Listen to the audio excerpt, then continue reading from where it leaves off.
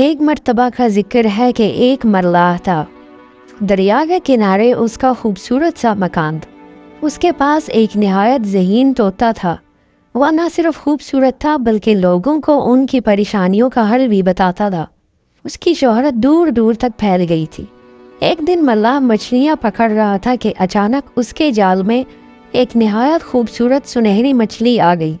جب ملاح اسے کاٹنے لگا تو اچانک مچھلی بولنے لگی، مجھے چھوڑ دو، مجھے چھوڑ دو۔ یوں عام انسان کی طرح مچھلی کو بات کرتے دیکھ کر ملاح حیران رہ گیا۔ ملاح چونکہ بنیادی طور پر ایک رحم دل انسان تھا، اس لیے اسے سنہری مچھلی پر بہت رحم آیا اور اس نے پانی میں اسے چھوڑ دیا۔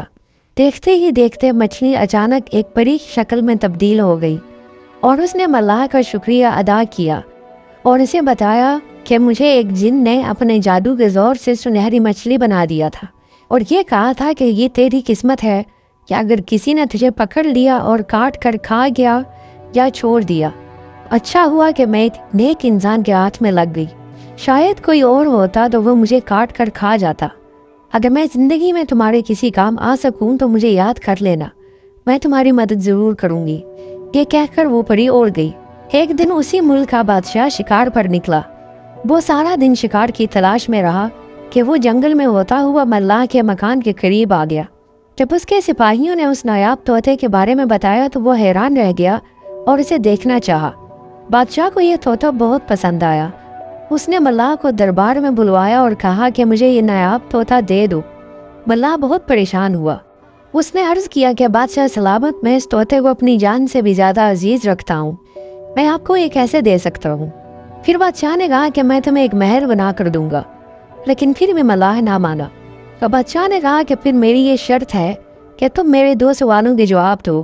اگر تم میرے سوالوں کے جوابات نہ دے سکے تو پھر یہ طوطا میرا ہوگا، اور اگر تم نے جواب دے دیے تو پھر نہ صرف میں تمہارا طوطا تمہارے پاس رہنے دوں گا بلکہ اتنی مال و دولت بھی دوں گا کہ تمہاری 7 نسلیں بہت عرصے سے زندگی گزاریں گی۔ ملاح نے پوچھا وہ 2 سوال کیا ہیں؟ بادشاہ نے کہا کہ میرا پہلا سوال یہ ہے کہ وہ کون سی چیز ہے جو ایک دوسرے کے پیچھے لگی ہوئی ہے، اور میرا دوسرا سوال یہ ہے کہ وہ کون سی 2 چیزیں ہیں جو پہلے 4 پھر 2 اور پھر 3 ہو جاتی ہیں۔ بادشاہ نے اسے 1 ہفتے کا وقت دیا۔ ملاح بادشاہ کے یہ سوالات سن کر گھر آ گیا اور پریشان رہنے لگا۔ ہر وقت وہ انہی 2 سوالوں کے بارے میں سوچتا رہتا تھا۔ اس کی راتوں کی نیندیں اڑ گئیں لیکن اسے ان سوالات کے جوابات نہ ملے۔ بالآخر طوطا بھی اپنے مالک کو پریشان دیکھتا رہا۔ ایک دن اس نے پوچھا کہ آخر ماجرا کیا ہے، مجھے بھی بتائیں، میں آپ کی پریشانی کا حل بتاؤں۔ ملاح نے اس کو اپنی پریشانی بتا ہی دی اور کہا کہ کل آخری دن ہے اور اگر کل صبح تک میں بادشاہ کو یہ سوالات کے جوابات نہیں بتا سکا تو وہ تمہیں ہمیشہ کے لیے لے جائے گا۔ طوطا سوچتا رہا کہ اچانک اسے خیال آیا کہ کچھ دن پہلے ملاح نے اسے سنہری مچھلی والا واقعہ سنایا تھا۔